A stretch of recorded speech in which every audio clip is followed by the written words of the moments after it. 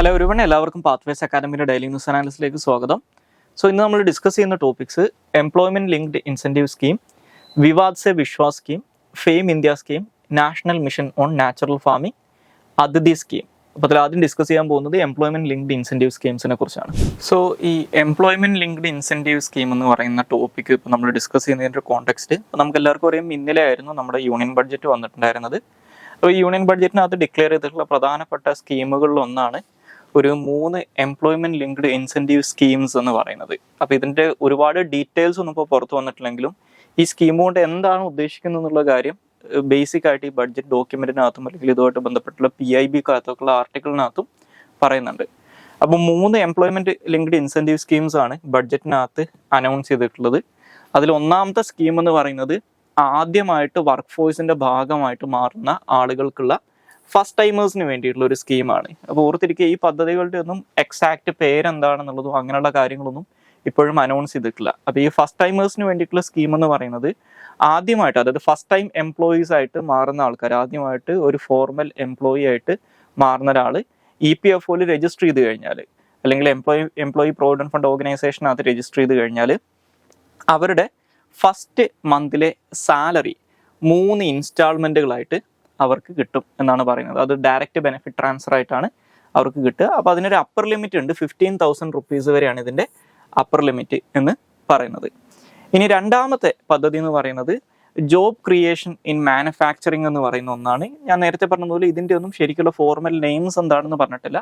അപ്പോൾ ഈ രണ്ടാമത്തെ പദ്ധതിയുടെ ലക്ഷ്യം വെക്കുന്നത് എന്താണെന്ന് വെച്ച് കഴിഞ്ഞാൽ ബേസിക്കലി എംപ്ലോയീസിനും അതുപോലെ തന്നെ എംപ്ലോയേഴ്സിനും, അതായത് തൊഴിലാളികൾക്കും ഈ തൊഴിൽ ദാതാക്കൾക്കും ഇൻസെൻറ്റീവ് കൊടുക്കുന്ന ഒരു പദ്ധതിയാണ് ഈ രണ്ടാമത്തെ പദ്ധതി എന്ന് പറയുന്നത്. അതായത് ബേസിക്കലി ഇവരുടെ EPFO കോൺട്രിബ്യൂഷൻ്റെ ഈക്വൽ ആയിട്ടുള്ള ഒരു എമൗണ്ട്, അല്ലെങ്കിൽ ആസ് പെർ അവരുടെ EPFO കോൺട്രിബ്യൂഷൻസിനനുസരിച്ച് അവരുടെ ഫസ്റ്റത്തെ 4 വർഷത്തെ എംപ്ലോയ്മെൻറ്റിനകത്തുള്ള EPFO കോൺട്രിബ്യൂഷൻ അനുസരിച്ച് ഇവർക്ക് ഇൻസെൻറ്റീവ് കൊടുക്കുന്നതാണ് ഈ രണ്ടാമത്തെ പദ്ധതി എന്ന് പറയുന്നത്. മൂന്നാമത്തെ പദ്ധതി എന്ന് പറയുന്നത് എംപ്ലോയീസിന് അല്ലെങ്കിൽ തൊഴിൽ ദാതാക്കൾക്കുള്ള സപ്പോർട്ടാണ്. അപ്പോൾ അതിനകത്ത് ബേസിക്കലി അവർ ആദ്യത്തെ 2 വർഷം EPFOയിലേക്ക്, ഈ എംപ്ലോയി പ്രൊവിഡന്റ് ഫണ്ടിലേക്കുള്ള ഈ എംപ്ലോയേഴ്സിൻ്റെ കോൺട്രിബ്യൂഷൻ ഉണ്ടാവും. ആ കോൺട്രിബ്യൂഷൻ്റെ റീഇംബേഴ്സ്മെൻ്റ് ആണ് ഈ പറയുന്ന മൂന്നാമത്തെ പദ്ധതി എന്ന് പറയുന്നത്. അപ്പോൾ മാക്സിമം ഒരു മാസം 3000 രൂപ വരെയാണ് ഇവർക്ക് റീഇംബേഴ്സ് ചെയ്ത് കൊടുക്കുക. അത് ആദ്യത്തെ 2 വർഷത്തേക്കാണ് ഈ പദ്ധതി ഉണ്ടാവുക. ഓക്കെ, അതായത് ഇവർ പുതുതായിട്ട് ആഡ് ചെയ്യുന്ന ഓരോ അഡീഷണൽ എംപ്ലോയിക്കും 3,000 റുപ്പീസ് വെച്ചിട്ട്, അതായത് ഇവരുടെ എംപ്ലോയി EPFOക്കുള്ള എംപ്ലോയർ കോൺട്രിബ്യൂഷനകത്തുനിന്ന് അപ് ടു 3,000 റുപ്പീസ് വരെ പെർ മന്ത് അവർക്ക് റീഎംബേഴ്സ് ചെയ്ത് കിട്ടും. അപ്പോൾ അത് 2 വർഷം വരെ ഇത്തരത്തിൽ പെർ എംപ്ലോയിക്ക് ഇവർക്ക് കിട്ടുമെന്നാണ് പറയുന്നത്. ഇത് പുതുതായിട്ട് ആഡ് ചെയ്യുന്ന എംപ്ലോയീസിനനുസരിച്ചാണ് ഇവർക്ക് ഈ ഇൻസെൻറ്റീവ് കിട്ടുന്നത്. അപ്പോൾ ഇതാണ് 3 പദ്ധതികൾ എന്ന് പറയുന്നത്. ഇതിൻ്റെ കൂടുതൽ ഡീറ്റെയിൽസ് നമുക്ക് വന്നിട്ടുള്ളതാണ് മനസ്സിലാക്കുക. ഇനി നമുക്ക് രണ്ടാമതായിട്ട് ഡിസ്കസ് ചെയ്യാനുള്ള ടോപ്പിക്ക് വിവാദ് സെ വിശ്വാസ് സ്കീമാണ്. ഇത് നമ്മൾ ഇതിന് മുമ്പും ഡിസ്കസ് ചെയ്തിട്ടുള്ള ഒരു ടോപ്പിക്കാണ്. അപ്പോൾ ഇന്നലത്തെ ബഡ്ജറ്റുമായിട്ട് ബന്ധപ്പെട്ടുള്ള വാർത്തകളിൽ ഈ വിവാദ് സെ വിശ്വാസ് സ്കീമുമായിട്ട് ബന്ധപ്പെട്ടും ചില വാർത്തകൾ നമുക്ക് ഇന്നത്തെ പത്രത്തിൽ കാണാൻ പറ്റും. ഇപ്പോൾ ഇന്നത്തെ ഹിന്ദുവിലാണെങ്കിലും ഇന്ത്യൻ എക്സ്പ്രസ്സിലാണെങ്കിലും ഇതിൻ്റെ വാർത്തകളുണ്ട്. ബേസിക്കലി TDS അല്ലെങ്കിൽ ടാക്സ് ഡിഡക്റ്റബിൾ അറ്റ് സോഴ്സ് എന്ന് പറയുന്ന ഒരു സംഭവമുണ്ട്. ഇപ്പോൾ നമ്മൾ ശമ്പളം വാങ്ങിക്കുന്ന സമയത്ത് എംപ്ലോയർ നമ്മുടെ സാലറിയിൽ നിന്ന് കട്ട് ചെയ്ത് പേ ചെയ്യേണ്ട ഒന്നാണ് ഈ ഡയറക്റ്റ് ടാക്സ് ആണ്, ഈ ടാക്സ് ഡിഡക്റ്റബിൾ അറ്റ് സോഴ്സ് എന്ന് പറയുന്നത്. അപ്പോൾ അതിൻ്റെ പേയ്മെൻറ്റ് വൈകി കഴിഞ്ഞാലും അത് ഡീക്രിമിനലൈസ് ചെയ്യുന്നതിന് വേണ്ടിയിട്ടുള്ള ചില മെഷേഴ്സ് ഈ ബഡ്ജറ്റിനകത്ത് ഉണ്ടെന്ന് പറഞ്ഞിട്ടാണ് ഈ വാർത്ത വന്നിട്ടുള്ളത്. അപ്പോൾ ആ ഒരു കോണ്ടെക്സ്റ്റിലാണ് ഈ വിവാദ് സെ വിശ്വാസ് സ്കീമിനെ കുറിച്ച് ഡിസ്കസ് ചെയ്യുന്നത്. അപ്പോൾ ഈ വിവാദ് സെ വിശ്വാസ് സ്കീം എന്ന് പറയുന്നത് ബേസിക്കലി ഈ പേരിൽ 2 സ്കീമുകളുണ്ട്. ഒന്ന് വിവാദ് സെ വിശ്വാസ് 1ഉം രണ്ടാമത്തത് വിവാദ് സെ വിശ്വാസ് 2ഉം. അപ്പോൾ ഈ ഒരു വാർത്തക്കകത്ത് പറയുന്നത് ഈ വിവാദ് സെ വിശ്വാസ് 1 എന്ന് പറയുന്ന സ്കീമിനെ കുറിച്ചാണ്. ഇത് 2023-24 കേന്ദ്ര ബഡ്ജറ്റിന്റെ സമയത്താണ് ഈ പദ്ധതി ആദ്യമായിട്ട് അനൗൺസ് ചെയ്യുന്നത്. ബേസിക്കലി ഈ പദ്ധതി ലോഞ്ച് ചെയ്തിട്ടുള്ളത് നമ്മുടെ മിനിസ്ട്രി ഓഫ് ഫിനാൻസിന്റെ കീഴിൽ വരുന്ന ഡിപ്പാർട്ട്മെന്റ് ഓഫ് എക്സ്പെൻഡിച്ചറിന്റെ കീഴിലാണ് ഈ പദ്ധതി വരുന്നത്. അപ്പോൾ ബേസിക്കലി ഇതിന്റെ പർപ്പസ് എന്ന് പറയുന്നത് ഇന്ത്യയിലുള്ള MSME സെക്ടറിലുള്ള കമ്പനികൾ, അതായത് മൈക്രോ സ്മോൾ ആൻഡ് മീഡിയം എന്റർപ്രൈസസിനകത്ത് വരുന്ന കമ്പനികൾ COVID-19 പാൻഡമിക്കിന്റെ പീരിയഡിലൊക്കെ അവരുടെ ഏതെങ്കിലും തരത്തിലുള്ള ടാക്സ് ഒക്കെ പേ ചെയ്യാൻ ഡിലേ വന്നിട്ടുണ്ടെങ്കിൽ അതുമായിട്ട് ബന്ധപ്പെട്ട് ടാക്സ് ഡിസ്പ്യൂട്ടുകൾ വന്നിട്ടുണ്ടാവും. ആ ഡിസ്പ്യൂട്ടുകൾ സെറ്റിൽ ചെയ്യുന്നതിന് വേണ്ടിയിട്ടും ആ ഡിസ്പ്യൂട്ടുമായിട്ട് ബന്ധപ്പെട്ടിട്ടുള്ള ലിറ്റിഗേഷനൊക്കെ റെഡ്യൂസ് ചെയ്യുന്നതിന് വേണ്ടിയിട്ടുമാണ് ഈ പദ്ധതി, അല്ലെങ്കിൽ ഈ ടാക്സ് ഡിസ്പ്യൂട്ടുകൾ സെറ്റിൽ ചെയ്യുന്നതിന് വേണ്ടിയിട്ടാണ് ഈ പദ്ധതി പ്രഖ്യാപിച്ചതെന്ന് മനസ്സിലാക്കുക. ബേസിക്കലി MSME സെക്ടറിലുള്ള ഇത്തരത്തിലുള്ള ടാക്സ് ഡിസ്പ്യൂട്ടിൽ പെട്ട് കിടക്കുന്ന കമ്പനികൾക്ക് അവരുടെ പെൻഡിങ് ടാക്സ് ഡിസ്പ്യൂട്ടുകൾ ഒരു വൺ ടൈം ആയിട്ട് സെറ്റിൽ ചെയ്യുന്നതിന് വേണ്ടിയിട്ടുള്ള ഓപ്പർച്യൂണിറ്റിയാണ് ഈ പദ്ധതി കൊടുക്കുന്നത്. അപ്പോൾ ബേസിക്കലി ഇവർ ഈ പറയുന്ന ടാക്സ് പേ ചെയ്യാൻ ഡിലേ വന്നതിൻ്റെയൊക്കെ പേരിലാണ് ഈ ഡിസ്പ്യൂട്ടുകൾ വന്നിട്ടുണ്ടാവുക. അപ്പോൾ അങ്ങനെ വരുന്ന സമയത്ത് അവർ പേ ചെയ്യാനുള്ള പെൻഡിങ് ടാക്സ് എത്രയാണോ ആ പെൻഡിങ് ടാക്സ് മാത്രം പേ ചെയ്തുകൊണ്ട് ഇവർക്ക് ഈ ഡിസ്പ്യൂട്ട് സെറ്റിൽ ചെയ്യാം. അതായത് ഈ പെൻഡിങ് ടാക്സിന്റെ മുകളിൽ വന്നിട്ടുള്ള ഇൻട്രസ്റ്റോ അല്ലെങ്കിൽ പെനാൽറ്റിയോ ഇവർ പേ ചെയ്യേണ്ടതായിട്ട് വരില്ല. ഇതാണ് ഈ പദ്ധതിക്കകത്ത് പറയുന്ന പ്രധാനപ്പെട്ട ഒരു കാര്യം എന്ന് പറയുന്നത്. ഇനി ഇത് കൂടാതെ ഈ ഒരു ടാക്സ് ലിറ്റിഗേഷനുമായിട്ട് ബന്ധപ്പെട്ട് ഭാവിയിൽ ഏതെങ്കിലും തരത്തിലുള്ള നിയമപരമായിട്ടുള്ള നടപടികളിൽ നിന്ന് ഇമ്മ്യൂണിറ്റിയും ഈ MSME സെക്ടറിലുള്ള എന്റർപ്രണേഴ്സിന് ഈ പറയുന്ന പദ്ധതി കൊടുക്കുന്നുണ്ട്. അപ്പോൾ ബേസിക്കലി 2023 മാർച്ച് 31 വരെയുള്ള എല്ലാ ടാക്സ് ഡിസ്പ്യൂട്ടുകൾക്കും MSME സെക്ടറുമായിട്ട് ബന്ധപ്പെട്ടുള്ള എല്ലാ ടാക്സ് ഡിസ്പ്യൂട്ടുകൾക്കും ഈ സ്കീം അപ്ലിക്കബിൾ ആണെന്ന് മനസ്സിലാക്കുക. ഇനി ഈ വിവാദ് സേ വിശ്വാസമായിട്ട് ബന്ധപ്പെട്ടുള്ള രണ്ടാമത്തെ ഒരു പദ്ധതി ഉണ്ട്. ഇത് ബേസിക്കലി ഇത് ടാക്സ് ഡിസ്പ്യൂട്ട് അല്ല, ഇത് നമ്മുടെ ഗവൺമെന്റിന്റെ പ്രൊക്യൂർമെന്റുമായിട്ട് ബന്ധപ്പെട്ട് വരുന്ന ഡിസ്പ്യൂട്ടുകൾ സെറ്റിൽ ചെയ്യുന്നതിന് വേണ്ടിയിട്ട് അനൗൺസ് ചെയ്തിട്ടുള്ള ഒരു പദ്ധതിയാണ്. ഇതിപ്പോൾ 2023 അനൗൺസ് ചെയ്തിട്ടുണ്ടായിരുന്ന ഒരു പദ്ധതിയാണ്. 23 ഓഗസ്റ്റ് ഒക്കെ ആയ സമയത്താണ് അത് അനൗൺസ് ചെയ്തിട്ടുണ്ടായിരുന്നത്. അപ്പോൾ ഈ പദ്ധതിയുടെ ഒരു ലക്ഷ്യം എന്ന് പറയുന്നത് ഈ ഗവൺമെന്റിന് സപ്ലൈ ചെയ്യുന്ന വെൻഡേഴ്സും ഗവൺമെന്റും തമ്മിലുള്ള ഡിസ്പ്യൂട്ടുകൾ സെറ്റിൽ ചെയ്യുന്നതിന് വേണ്ടിയിട്ടുള്ള ഒരു പദ്ധതിയാണ് ഈ വിവാദ് സേ വിശ്വാസ് 2 എന്ന് പറയുന്നത്. 1ന്റെ അതേ സെയിം രീതിയിൽ തന്നെയാണ്, പക്ഷേ പദ്ധതി എയിം ചെയ്യുന്നത് വേറെ ആൾക്കാരെയാണെന്ന് മാത്രം. ഗവൺമെന്റ് വെൻഡേഴ്സും അതുപോലെ തന്നെ ഗവൺമെന്റും തമ്മിലുള്ള ഡിസ്പ്യൂട്ടുകൾ ഒരു വളണ്ടറി സെറ്റിൽമെന്റ് എമൗണ്ടിലൂടെ സെറ്റിൽ ചെയ്യാൻ വേണ്ടിയിട്ടുള്ള ഒരു പദ്ധതിയാണിത്. അപ്പോൾ ഇത് ബേസിക്കലി ഗവൺമെന്റുമായിട്ട് ബന്ധപ്പെട്ട് വരുന്ന എല്ലാ തരത്തിലുള്ള ഡൊമസ്റ്റിക് കോൺട്രാക്ച്വൽ ഡിസ്പ്യൂട്ടുകൾക്കും ഈ പദ്ധതി ഭാഗമാണെന്ന് പറയുന്നുണ്ട്. ഓക്കെ, ഇനി ഇതിന്റെ എൻഡ് ഡേറ്റ് ആയിട്ട് പറയുന്നത് ഈ പറയുന്ന ഒക്ടോബർ 31 മുമ്പായിട്ട്, കഴിഞ്ഞ വർഷത്തെ ഒക്ടോബർ 31 മുമ്പായിട്ട് ഇത്തരത്തിലുള്ള വെൻഡേഴ്സ് അവരുടെ ക്ലെയിംസ് സബ്മിറ്റ് ചെയ്യണം എന്ന് പറയുന്നുണ്ടായിരുന്നു. ഇനി ഇതിന്റെ എലിജിബിലിറ്റി ആയിട്ട് പറയുന്നത് ഈ വെൻഡേഴ്സ് ഗവൺമെന്റിനെതിരായിട്ട് ഇത്തരത്തിലുള്ള കേസുകളുമായിട്ട് പോകുന്ന സമയത്ത് ഈ അഗ്രീവ്ഡ് പാർട്ടി അവരായിരിക്കില്ല. അപ്പോൾ ഈ അഗ്രീവ്ഡ് പാർട്ടി 31 ജാനുവരി 2023 മുമ്പായിട്ട്, 2023 ജനുവരി 31 മുമ്പായിട്ട് അവർക്ക് അനുകൂലമായിട്ടുള്ള ഒരു വിധി സമ്പാദിച്ചിരിക്കണം എന്ന് പറയുന്നുണ്ട്. ഓക്കെ, ഇനി കോർട്ട് ഓർഡർ ആണെങ്കിൽ ഏപ്രിൽ 30 ആയിരുന്നു കട്ട് ഓഫ് ഡേറ്റ് ആയിട്ട് പറഞ്ഞിട്ടുണ്ടായിരുന്നത്. ഇതിന്റെ സെറ്റിൽമെന്റ് എമൗണ്ട് എന്ന് പറയുന്നത് കോർട്ട് ഓർഡറിന്റെ കേസിലാണെങ്കിൽ 85%, ഈ ട്രിബ്യൂണൽസിന്റെ ഒക്കെ അവാർഡിന്റെ കേസിലാണെങ്കിൽ 65% ആയിരിക്കുന്നു പറയുന്നുണ്ട്. ഇനി അടുത്തതായിട്ട് ഡിസ്കസ് ചെയ്യാനുള്ള ടോപ്പിക് ഫെയിം ഇന്ത്യ സ്കീമിനെ കുറിച്ചാണ്. അപ്പോൾ ഈ ഫെയിം ഇന്ത്യ അല്ലെങ്കിൽ faster adoption and manufacturing of hybrid and electric vehicle India scheme എന്ന് പറയുന്ന പദ്ധതിയുമായിട്ട് ബന്ധപ്പെട്ട് ഇന്നലത്തെ ബഡ്ജറ്റിനകത്ത് ചില കാര്യങ്ങൾ പറയുന്നുണ്ട്. അപ്പോൾ അതുമായിട്ട് ബന്ധപ്പെട്ട് ഇന്നത്തെ ഇന്ത്യൻ എക്സ്പ്രസ്സിൽ ഒരു വാർത്ത വന്നിട്ടുണ്ടായിരുന്നു. അതായത് നമ്മുടെ ഇന്ത്യയിൽ ഈ മാനുഫാക്ചറിങ് സെക്ടറിനെ പ്രൊമോട്ട് ചെയ്യുന്നതിന് വേണ്ടിയിട്ടാണ് ഈ പ്രൊഡക്ഷൻ ലിങ്ക്ഡ് ഇൻസെൻറ്റീവ് സ്കീം അല്ലെങ്കിൽ PLI എന്ന് പറയുന്ന ഒരു സ്കീം ഉണ്ടായിരുന്നത്. അപ്പോൾ ആ PLI സ്കീമിന്റെ ഒരു മേജർ കോമ്പോണന്റ് ആണ് ഓട്ടോമൊബൈൽ സെക്ടർ അല്ലെങ്കിൽ ഇലക്ട്രോണിക് സെക്ടർ എന്ന് പറയുന്നത്. അപ്പോൾ ആ ഏരിയാസിലേക്കുള്ള PLI സ്കീമിന്റെ കോർപ്പസ് അല്ലെങ്കിൽ അതിന് വേണ്ടിയിട്ടുള്ള ഫണ്ട് വർദ്ധിപ്പിച്ചതായിട്ടുള്ള ഒരു വാർത്തയാണ് വന്നിട്ടുള്ളത്. പക്ഷെ അതേസമയം ഇതിന്റെ മിസ്യൂസ് കണ്ട ചില മേഖലകളാണ് ഈ PLI സ്കീമിന്റെ കണ്ടീഷൻസ് ഒന്നും മീറ്റ് ചെയ്യാതെ ഇതിന്റെ ഇൻസെൻറ്റീവ് ക്ലെയിം ചെയ്തിട്ടുള്ള ചില കമ്പനികൾ ഇന്ത്യയിലുണ്ട്. അത് പ്രധാനമായിട്ടും നടന്നിട്ടുള്ളത് ഈ ഫെയിം സ്കീമുമായിട്ട് ബന്ധപ്പെട്ടിട്ടാണ്. അപ്പോൾ ഈ ഫെയിം സ്കീമിനുള്ള കോർപ്പസ് കുറച്ചതായിട്ടുള്ളൊരു വാർത്തയും ഇതേ ആർട്ടിക്കിളിനകത്ത് വന്നിട്ടുണ്ട്. അപ്പോൾ ആ ഒരു കോണ്ടെക്സ്റ്റിലാണ് ഈ ഫെയിം സ്കീമിനെ കുറിച്ച് ഡിസ്കസ് ചെയ്യുന്നത്. അപ്പോൾ ഈ ഫെയിം സ്കീം എന്ന് പറഞ്ഞു കഴിഞ്ഞാൽ ഞാൻ നേരത്തെ പറഞ്ഞതുപോലെ faster adoption and manufacturing of electric and hybrid vehicles in India എന്നുള്ളതാണ് ഇതിന്റെ ഫുൾ ഫോം. അപ്പോൾ ഫെയിം ഇന്ത്യ സ്കീം എന്നാണ് ഇതിനെ വിളിക്കാറുള്ളത്. ഇത് 2015 ഏപ്രിൽ മാസത്തിലാണ് ഇത് ആദ്യമായിട്ട് ആരംഭിക്കുന്നത്. അതിനെയാണ് ഫെയിമിന്റെ ഫേസ് 1 എന്ന് പറയുന്നത്. അപ്പോൾ ഇതിന്റെ എയിം ആയിട്ട് പറയുന്നത് ഈ പേര് സൂചിപ്പിക്കുന്നത് പോലെ തന്നെ നമ്മുടെ ഇന്ത്യയിലെ ഈ ഇലക്ട്രിക് ആൻഡ് ഹൈബ്രിഡ് വെഹിക്കിൾസിന്റെ മാനുഫാക്ചറിങ്ങിനെ അല്ലെങ്കിൽ അതിന്റെ നിർമ്മാണത്തിനെ പ്രൊമോട്ട് ചെയ്യുക എന്നുള്ളതാണ് ഈ പദ്ധതിയുടെ ലക്ഷ്യം എന്ന് പറയുന്നത്. അപ്പോൾ ഇത് പ്രധാനമായിട്ടും ഫോക്കസ് ചെയ്യുന്നത് 4 ഏരിയാസിലാണ്. 1 ടെക്നോളജി ഡെവലപ്മെന്റ്, 2 ഇലക്ട്രിക് വെഹിക്കിൾസിനുള്ള ഡിമാൻഡ് ഉണ്ടാക്കുക, 3ാമതായിട്ട് ഇതിന് വേണ്ടിയിട്ടുള്ള പൈലറ്റ് പ്രൊജക്റ്റുകൾ കണ്ടക്ട് ചെയ്യുക, 4ാമതായിട്ട് ചാർജിങ് ഇൻഫ്രാസ്ട്രക്ചറിനെ ഇംപ്രൂവ് ചെയ്യുക എന്നുള്ളതാണ്. അപ്പോൾ ഇതിന്റെ ഭാഗമായിട്ട് ഈ ഒരു പദ്ധതി നടപ്പിലാക്കാൻ റെസ്പോൺസിബിൾ ആയിട്ടുള്ള ഡിപ്പാർട്ട്മെന്റ് എന്ന് പറയുന്നത് ഡിപ്പാർട്ട്മെന്റ് ഓഫ് ഹെവി ഇൻഡസ്ട്രിയാണ് ഈ ഒരു സ്കീമിന്റെ റെസ്പോൺസിബിൾ ആയിട്ടുള്ള ഡിപ്പാർട്ട്മെന്റ് എന്ന് പറയുന്നത്. അപ്പോൾ ഈ ഇലക്ട്രിക് വെഹിക്കിൾസിന് സബ്സിഡി പ്രൊവൈഡ് ചെയ്യുന്നതും ഈ അതുപോലെ തന്നെ ബാക്കിയുള്ള ഈ പദ്ധതിയുടെ ബാക്കിയുള്ള കാര്യങ്ങൾ നടപ്പിലാക്കുന്നതൊക്കെ ഇവരാണെന്ന് മനസ്സിലാക്കുക. അപ്പോൾ നേരത്തെ ഇത് ഫസ്റ്റ് 2015 അനൗൺസ് ചെയ്യുന്ന സമയത്ത് ഏപ്രിൽ 2017 വരെയായിരുന്നു ഇതിന്റെ എൻഡ് ഡേറ്റ് ഫിക്സ് ചെയ്തിട്ടുണ്ടായിരുന്നത്. പിന്നീട് ഇത് മാർച്ച് 2019 വരെ എക്സ്റ്റെൻഡ് ചെയ്തിട്ടുണ്ടായിരുന്നു. ഓക്കെ, അതല്ലെങ്കിൽ ഈ ഫെയിം 2 സ്കീം സ്റ്റാർട്ട് ചെയ്യുന്നത് വരെ ഫെയിം 1 കണ്ടിന്യൂ ചെയ്യുമെന്ന് പറഞ്ഞിട്ടുണ്ടായിരുന്നു. പിന്നീട് ഈ ഫെയിം 1 സ്കീം കംപ്ലീറ്റ് ചെയ്ത സമയത്ത് ഈ ഫസ്റ്റ് ഫേസ് 2019 മാർച്ചിൽ അവസാനിച്ചതിന് ശേഷം ഏപ്രിൽ 2019 തൊട്ട് ഈ ഫെയിമിന്റെ ഫേസ് 2 സ്റ്റാർട്ട് ചെയ്തിട്ടുണ്ട്. അത് മാർച്ച് 31 2022 വരെയാണ് ഇനീഷ്യലി ഇതിന്റെ ഡേറ്റ് അല്ലെങ്കിൽ ഇതിന്റെ cut off date end date പറഞ്ഞിട്ടുണ്ടായിരുന്നത്. ഈ പദ്ധതിയുടെ കാലാവധിയായിട്ട് പറഞ്ഞിട്ടുണ്ടായിരുന്നത് 3 വർഷമായിരുന്നു. പക്ഷെ പിന്നീട് അത് മാർച്ച് 2024 വരെ, മാർച്ച് 31 2024 വരെ എക്സ്റ്റെൻഡ് ചെയ്തിട്ടുണ്ടായിരുന്നു. പിന്നെ മാർച്ച് മാസത്തിൽ ഇത് ഇപ്പൊ ഈ മാസം, അതായത് ജൂലൈ 31 വരെ എക്സ്റ്റെൻഡ് ചെയ്ത ഒരു വാർത്ത വന്നിട്ടുണ്ടായിരുന്നു. ഇനി അത് കൂടാതെ നേരത്തെ പറഞ്ഞ പോലെ ഇപ്രാവശ്യത്തെ ബഡ്ജറ്റിനകത്ത് ഈ ഫെയിം സ്കീമിന് വേണ്ടിയിട്ട് അഡീഷണൽ കോർപ്പസ് അല്ലെങ്കിൽ അഡീഷണൽ എമൗണ്ട് മാറ്റി വെച്ചിട്ടുണ്ട്. അപ്പോൾ സ്വാഭാവികമായിട്ടും ഈ ഒരു ഫിനാൻഷ്യൽ ഇയറും കൂടി കംപ്ലീറ്റ് ഈ ഫെയിം സ്കീം ഉണ്ടാകാനുള്ള സാധ്യത കൂടുതലാണെന്ന് മനസ്സിലാക്കുക. അതിന്റെ കട്ട് ഓഫ് ഡേറ്റ് മാറ്റിയതായിട്ടുള്ള വാർത്തയൊന്നും കണ്ടിട്ടില്ല. പക്ഷേ ഈ ജൂലൈ 31 വരെ മാറ്റിയതായിട്ടുള്ളൊരു വാർത്ത ഇടയ്ക്ക് മാർച്ചിൽ വന്നിട്ടുണ്ടായിരുന്നു. അപ്പോൾ ഇതിന്റെ ഫേസ് 1 പ്രധാനമായിട്ടും ഈ ഇലക്ട്രിക് ആൻഡ് ഹൈബ്രിഡ് വെഹിക്കിൾസിനുള്ള ഡിമാൻഡ് ക്രിയേറ്റ് ചെയ്യുക, അതുപോലെ തന്നെ ഇതിനു വേണ്ടിയിട്ടുള്ള ടെക്നോളജി പ്ലാറ്റ്ഫോംസിന്റെ ഡെവലപ്മെന്റ്, പൈലറ്റ് പ്രൊജക്റ്റുകളുടെ ഇംപ്ലിമെന്റേഷന്, ചാർജിങ് ഇൻഫ്രാസ്ട്രക്ചർ ഉണ്ടാക്കുക, ഇങ്ങനെയുള്ള മേഖലകളിലാണ് പ്രധാനമായിട്ടും ഫോക്കസ് ചെയ്തിട്ടുണ്ടായിരുന്നത്. അപ്പോൾ അതിന്റെ ഭാഗമായിട്ട് ഈ ഫേസ് 1 ഏകദേശം 427ഓളം ചാർജിങ് സ്റ്റേഷൻസും എസ്റ്റാബ്ലിഷ് ചെയ്തിട്ടുണ്ടായിരുന്നു. അന്ന് ബഡ്ജറ്റായിട്ട് പറഞ്ഞിട്ടുണ്ടായിരുന്നത് 895 കോടി രൂപയാണ്.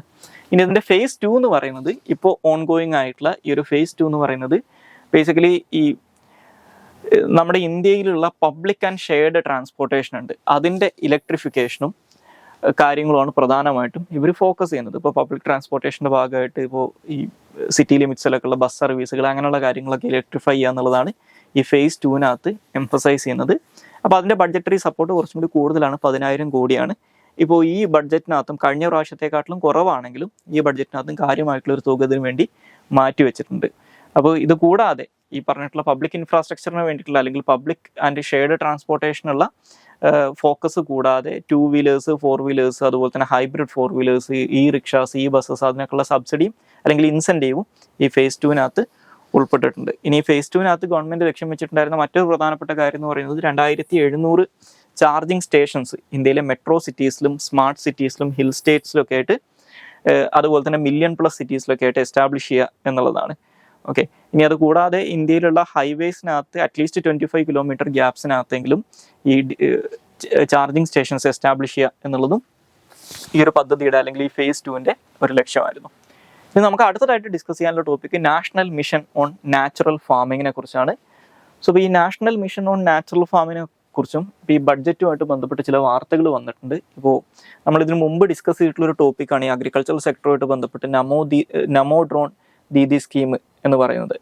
അപ്പോൾ അതിൻ്റെ കൂടെ ഈ നാച്ചുറൽ ഫാമിംഗ് മിഷനും പുതുതായിട്ട് ഫണ്ട്, അതായത് ഈ പുതിയ ബഡ്ജറ്റിനകത്ത് ഫണ്ട് അലോക്കേറ്റ് ചെയ്തതായിട്ടുള്ള ഒരു വാർത്ത വന്നിട്ടുണ്ട്. അപ്പോൾ ആ ഒരു കോണ്ടെക്സ്റ്റിലാണ് നമ്മൾ ഈ Namo drone Didi scheme already discuss ചെയ്തിട്ടുള്ളതുകൊണ്ട് അതിനെക്കുറിച്ച് പറയുന്നില്ല, പകരം ഈ നാച്ചുറൽ ഫാമിംഗ് മിഷൻ എടുക്കാനുള്ള കാരണം അതാണ്. അപ്പോൾ ഈ national mission on natural farming അല്ലെങ്കിൽ NMNF എന്ന് പറയുന്നത് 2023-24 സാമ്പത്തിക വർഷത്തിൽ അനൗൺസ് ചെയ്തിട്ടുള്ള ഒരു ഇൻഡിപെൻഡന്റ് അല്ലെങ്കിൽ സെപ്പറേറ്റ് ആയിട്ടുള്ള ഒരു ഇൻഡിപെൻഡന്റ് സ്കീമാണെന്ന് മനസ്സിലാക്കുക. അപ്പൊ നേരത്തെ ഉണ്ടായിരുന്ന ഒരു ഭാരതീയ പ്രാകൃതിക് കൃഷി പദ്ധതി അല്ലെങ്കിൽ BPPKP എന്ന് പറയുന്ന ഒരു പദ്ധതി ഉണ്ടായിരുന്നു. ആ പദ്ധതിയുടെ ഒരു സ്കെയിൽഡ് അപ്പ് വേർഷനാണ് ഈ NMNF എന്ന് പറയുന്നത്. അപ്പൊ ഈ പേര് സൂചിപ്പിക്കുന്നത് പോലെ തന്നെ നാച്ചുറൽ ഫാമിങ്ങിനെ പ്രൊമോട്ട് ചെയ്യുക എന്നുള്ളതാണ് ഈ പദ്ധതിയിലൂടെ ഉദ്ദേശിക്കുന്നത്. അതായത് കെമിക്കൽ ഫ്രീ ആയിട്ടുള്ള ക്ലൈമറ്റ് സ്മാർട്ട് അഗ്രികൾച്ചറിനെ പ്രൊമോട്ട് ചെയ്യുക എന്നുള്ളതാണ് ഈ പദ്ധതിയുടെ ലക്ഷ്യം എന്ന് പറയുന്നത്. അപ്പോൾ ഈ പദ്ധതിയുടെ ഭാഗമായിട്ട് ഇന്ത്യയിൽ ഏകദേശം ഒരു 7.5 ലക്ഷം ഹെക്ടർ ഏരിയ ഈ പറയുന്ന നാച്ചുറൽ ഫാമിങ്ങിന് വേണ്ടിയിട്ട് ഡെവലപ്പ് ചെയ്യുക അല്ലെങ്കിൽ നാച്ചുറൽ ഫാമിങ്ങിലേക്ക് കൺവേർട്ട് ചെയ്യുക എന്നുള്ളതാണ് ഉദ്ദേശിക്കുന്നത്. അപ്പോൾ ഈ 7.5 ലക്ഷം ഹെക്ടർ എന്ന് പറയുന്നത് ഏകദേശം 15,000-ഓളം ക്ലസ്റ്റേഴ്സിലൂടെയാണ് ഡെവലപ്പ് ചെയ്യുന്നത്. അപ്പോൾ ക്ലസ്റ്റേഴ്സ് എന്ന് പറഞ്ഞു കഴിഞ്ഞാൽ ഈ പദ്ധതി അല്ലെങ്കിൽ ഈ നാച്ചുറൽ ഫാമിംഗ് ഇംപ്ലിമെന്റ് ചെയ്യാൻ തയ്യാറായിട്ടുള്ള ഫാർമേഴ്സിന് അവരുടെ ഭൂമി ഇതിനു വേണ്ടിയിട്ട് മാറ്റിവെക്കുകയാണെങ്കിൽ അവരൊരു ക്ലസ്റ്റർ മെമ്പറായിട്ട് രജിസ്റ്റർ ചെയ്യും. അപ്പോൾ ഓരോ ക്ലസ്റ്റർ എന്ന് പറയുന്നത് ഒന്നുകിൽ 50 ഫാർമേഴ്സോ അല്ലെങ്കിൽ 50 ഹെക്ടർ ലാൻഡോ, അറ്റ്ലീസ്റ്റ് 50 ഹെക്ടർ ലാൻഡോ ഉണ്ടായിരിക്കുന്നതാണ് പറയുന്നത്. ഇനി ഈ പദ്ധതിയുടെ ഭാഗമായിട്ട് ഈ ഫാർമേഴ്സിന് കിട്ടുന്ന പ്രധാനപ്പെട്ട ബെനിഫിറ്റ് എന്ന് പറഞ്ഞു കഴിഞ്ഞാൽ അവർക്ക് ഒരു ഹെക്ടർ ലാൻഡിന് 15,000 രൂപ വെച്ചിട്ട് ഒരു വർഷം ഗവൺമെന്റിന്റെ കയ്യിൽ നിന്ന് ഫിനാൻഷ്യൽ അസിസ്റ്റൻസ് കിട്ടും. അത് 3 വർഷത്തേക്കാണ് ഈ ഫിനാൻഷ്യൽ അസിസ്റ്റൻസ് കിട്ടുക. ഇത് ഈ പറയുന്ന ഫിനാൻഷ്യൽ അസിസ്റ്റൻസ് എന്ന് പറയുന്നത് ഇപ്പോൾ ഈ 3 വർഷത്തിനകത്ത് ഇവരെപ്പോഴെങ്കിലും ഈ പറയുന്ന നാച്ചുറൽ ഫാമിങ്ങിൽ നിന്ന് മാറുകയോ അല്ലെങ്കിൽ ഈ പദ്ധതിയിൽ നിന്ന് ഡീവിയേറ്റ് ചെയ്യുകയോ ചെയ്തു കഴിഞ്ഞാൽ ഈ പറയുന്ന ഫിനാൻഷ്യൽ അസിസ്റ്റൻസ് നിർത്തലാക്കുകയും ചെയ്യും എന്ന് പറയുന്നുണ്ട്. അപ്പോൾ ഇത്തരത്തിൽ 15,000 റുപ്പീസ് വെച്ചിട്ട് 3 വർഷത്തേക്ക് ഇവർക്ക് നാച്ചുറൽ ഫാമിങ്ങിന് വേണ്ടിയിട്ട്, അതായത് പെർ ഹെക്ടർ ആണ് പറയുന്നത്, പെർ ഹെക്ടറിന് 15,000 റുപ്പീസ് വെച്ചിട്ട് 3 ഇയേഴ്സിനേക്ക് ഇവർക്ക് ഫിനാൻഷ്യൽ അസിസ്റ്റൻസ് ഗവൺമെന്റ് കൊടുക്കും. ഇനി ഇതിന്റെ പ്രഖ്യാപിത ലക്ഷ്യങ്ങളായിട്ട് പറയുന്നത്, ഈ പദ്ധതിയുടെ ഒബ്ജക്റ്റീവ്സ് ആയിട്ട് പറയുന്ന കാര്യങ്ങൾ എന്ന് പറയുന്നത്, ഒന്ന് ഈ ഒരു ഓൾട്ടർനേറ്റീവ് സിസ്റ്റം ഓഫ് ഫാമിങ്ങിനെ പ്രൊമോട്ട് ചെയ്യുക എന്നുള്ളതാണ്. അതെങ്ങനെയാണെന്ന് വെച്ച് കഴിഞ്ഞാൽ ബേസിക്കലി ഇപ്പോൾ നമ്മൾ കെമിക്കൽ ഫെർട്ടിലൈസേഴ്സ് ഒക്കെ വെച്ചിട്ട്, അല്ലെങ്കിൽ നോർമൽ ആയിട്ടുള്ള ഫാമിംഗ് ആണെങ്കിൽ ഇവർ ഫെർട്ടിലൈസറും അതുപോലെ തന്നെ പെസ്റ്റിസൈഡ്സും കാര്യങ്ങളൊക്കെ പുറത്തുനിന്ന് പർച്ചേസ് ചെയ്യേണ്ടി വരും. അപ്പോൾ ഈ എക്സ്റ്റേണൽ പർച്ചേസ്ഡ് ഇൻപുട്സിൽ നിന്നുള്ള ഒരു സ്വാതന്ത്ര്യം ഇതിലൂടെ ഇവർക്ക് കിട്ടുന്ന പറയുന്നത്. കാരണം നാച്ചുറൽ ഫാമിംഗ് ആകുമ്പോൾ ഈ ഫെർട്ടിലൈസറും കാര്യങ്ങളൊക്കെ ഇവർക്ക് സ്വയം ഉണ്ടാക്കാൻ പറ്റും. അല്ലെങ്കിൽ ഈ പറയുന്ന മറ്റുള്ള അനിമൽ ഹസ്ബൻഡറിക്ക് അതിൻ്റെ കൂടെ അസോസിയേറ്റ് ചെയ്ത് കഴിഞ്ഞാൽ ഇവർക്ക് ചെലവ് കുറക്കാൻ പറ്റും, ഇവരുടെ എക്സ്റ്റേണൽ ആയിട്ടുള്ള ഡിപ്പെൻഡൻസ് കുറക്കാൻ പറ്റും. അപ്പോൾ സ്വാഭാവികമായിട്ടും അതിലൂടെ ഫാർമേഴ്സിൻ്റെ ഇൻകം ഇൻക്രീസ് ചെയ്യും. ഇനി രണ്ടാമത്തത് ഇൻറ്റഗ്രേറ്റഡ് അഗ്രികൾച്ചറിനെ പോപ്പുലറൈസ് ചെയ്യുക എന്നുള്ളതാണ്. അതായത് അഗ്രികൾച്ചറിൻ്റെ കൂടെ അനിമൽ ഹസ്ബൻഡറിയും കൂടി കൊണ്ടുപോകുക. അപ്പോൾ അത് ഇതിനെ അസിസ്റ്റ് ചെയ്യുന്ന ഒരു കാര്യമാണ്. ഇപ്പോൾ അതിൻ്റെ ഭാഗമായിട്ട് ഇപ്പോൾ നമ്മുടെ തദ്ദേശീയമായിട്ടുള്ള ഈ പശുക്കളുടെ ഇനങ്ങളൊക്കെ ഉണ്ട്, അതുപോലെ തന്നെ ലോക്കൽ റിസോഴ്സസ്, അതിനൊക്കെ ബേസ് ചെയ്തിട്ടാണ് ഈ ഇൻറ്റഗ്രേറ്റഡ് അഗ്രികൾച്ചർ ആനിമൽ ഹസ്ബൻഡറിനെ പ്രൊമോട്ട് ചെയ്യുന്നത്. മൂന്നാമതായിട്ട് പറയുന്നത് ഈ നാച്ചുറൽ ഫാമിംഗ് പ്രാക്ടീസസുമായിട്ട് ബന്ധപ്പെട്ട്, അതായത് ഇന്ത്യയുടെ ഡിഫറെൻറ്റ് പാർട്ടുകളിൽ സക്സസ്ഫുൾ ആയിട്ട് ഇംപ്ലിമെൻറ്റ് ചെയ്തിട്ടുള്ള നാച്ചുറൽ ഫാമിംഗ് പ്രാക്ടീസസ് ഉണ്ടാകും പണ്ട് കാലത്തേ ഉള്ളത്. അതിനെക്കുറിച്ചിട്ടുള്ള ഡീറ്റെയിൽസ് കളക്ട് ചെയ്യുക, വാലിഡേറ്റ് ചെയ്യുക, ഡോക്യുമെൻ്റ് ചെയ്യുക എന്നുള്ളതാണ് ഈ പറയുന്ന പദ്ധതിയുടെ മൂന്നാമത്തെ ഒരു ലക്ഷ്യമായിട്ട് പറയുന്നത്.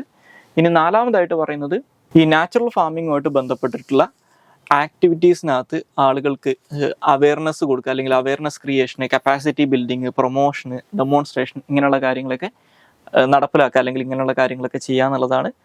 അവസാനമായിട്ട് പറയുന്നത് ഈ നാച്ചുറൽ ഫാമിംഗ് പ്രൊഡക്റ്റുകളെ അവരുടെ നാഷണൽ ആൻഡ് ഇൻ്റർനാഷണൽ മാർക്കറ്റുകളിൽ പ്രൊമോട്ട് ചെയ്യുന്നതിൻ്റെ ഭാഗമായിട്ട് അതിന് സർട്ടിഫിക്കേഷൻ കൊടുക്കുക, അതിന് വേണ്ടിയിട്ടുള്ള സ്റ്റാൻഡേർഡ്സ് ക്രിയേറ്റ് ചെയ്യുക എന്നുള്ളതാണ്.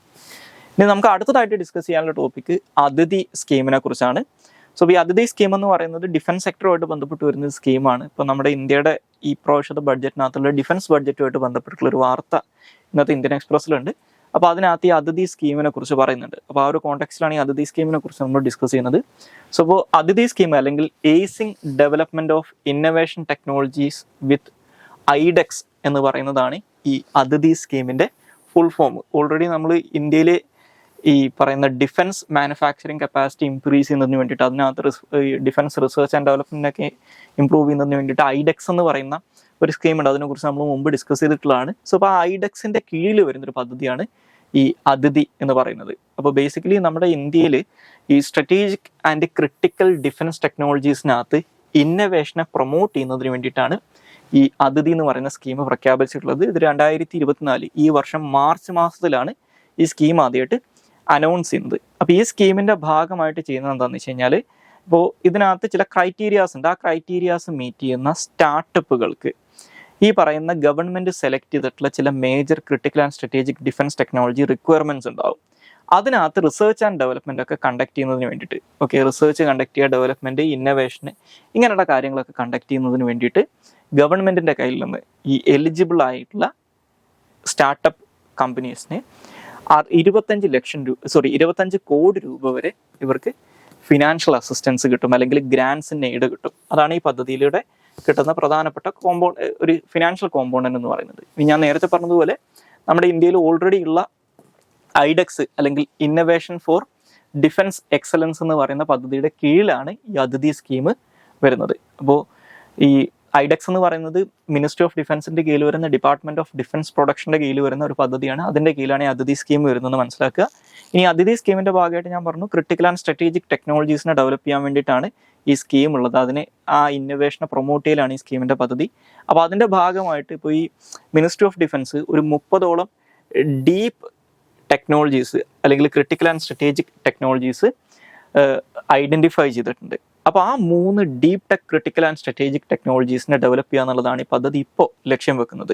ഇനി അത് കൂടാതെ ഈ പദ്ധതിയിലൂടെ പറയുന്ന മറ്റൊരു കാര്യം എന്ന് പറയുന്നത് ഒരു ടെക്നോളജി വാച്ച് ടൂൾ ക്രിയേറ്റ് ചെയ്യുക എന്നുള്ളതാണ്. ടെക്നോളജി വാച്ച് ടൂൾ എന്ന് പറഞ്ഞു കഴിഞ്ഞാൽ, ഇപ്പോൾ നമ്മുടെ ഇന്ത്യയിലെ ആംഡ് ഫോഴ്സസിൻ്റെ എക്സ്പെക്റ്റേഷൻസിനും റിക്വയർമെൻറ്റ്സിനും ഇടയിലുള്ള, അല്ലെങ്കിൽ ഒരു മോഡേൺ ആംഡ് ഫോഴ്സിൻ്റെ ആവശ്യമായിട്ടുള്ള അവർക്ക് ആവശ്യമായിട്ടുള്ള അവരുടെ കേപ്പബിലിറ്റീസ്, ഡിഫൻസ് ഇന്നോവേഷൻ എക്കോസിസ്റ്റത്തിൻ്റെ ഒക്കെ ഭാഗമായിട്ട് വരുന്ന ഈ മോഡേൺ ആംഡ് ഫോഴ്സസിൻ്റെ എക്സ്പെക്റ്റേഷനും അതുപോലെ തന്നെ റിക്വയർമെൻറ്റ്സും ഉണ്ടാവും. അതനുസരിച്ച് ആ കാര്യങ്ങളെ ഗ്യാപ്പ് ചെയ്യുന്നതിന് വേണ്ടിയിട്ട് ആ ഗ്യാപ്പ് ബ്രിഡ്ജ് ചെയ്യുന്നതിന് വേണ്ടിയിട്ട് ഒരു ടെക്നോളജി വാച്ച് ടൂൾ ക്രിയേറ്റ് ചെയ്യുക എന്നുള്ളതും ഈ പദ്ധതിയുടെ ഒരു ലക്ഷ്യമാണ്. ഇനി ഇതിൻ്റെ ഈ അതിഥിയുടെ ഫസ്റ്റ് എഡിഷനാണ് ഇപ്പോൾ നടന്നുകൊണ്ടിരിക്കുന്നത്. ആ ഫസ്റ്റ് എഡിഷനകത്ത് 17 റിക്വയർമെൻറ്റുകളാണ് അല്ലെങ്കിൽ 17 ചാലഞ്ചസ് ആണ് മിനിസ്ട്രി ഓഫ് ഡിഫൻസ് അനൗൺസ് ചെയ്തിട്ടുള്ളത്. അതായത് 17 ചാലഞ്ചസ് എന്ന് പറഞ്ഞു കഴിഞ്ഞാൽ ഇന്ത്യയിലെ ഡിഫറൻറ്റ് ആംഡ് ഫോഴ്സസിന് വേണ്ടിയിട്ട് അവർക്കുള്ള ഈ പറയുന്ന critical and strategic technologies involve ആവുന്ന ചില സിസ്റ്റംസ് ഉണ്ടാവും. ഓക്കെ, അത് വെപ്പൺ സിസ്റ്റംസ് ആവാം, എൻജിൻ ടെക്നോളജി ആവാം, അല്ലെങ്കിൽ ഇപ്പോൾ നേവിയുടെ ഒക്കെ കേസിലാണെങ്കിൽ സബ്മേഴ്സിബിൾ ആയിട്ടുള്ള ഓട്ടോണമസ് വെഹിക്കിൾസ്, ഇപ്പോൾ നമ്മൾ അണ്ടർ വാട്ടർ ഡ്രോൺസ് എന്നൊക്കെ വിളിക്കുന്ന ഇങ്ങനെയുള്ള കാര്യങ്ങളൊക്കെ ആവാം.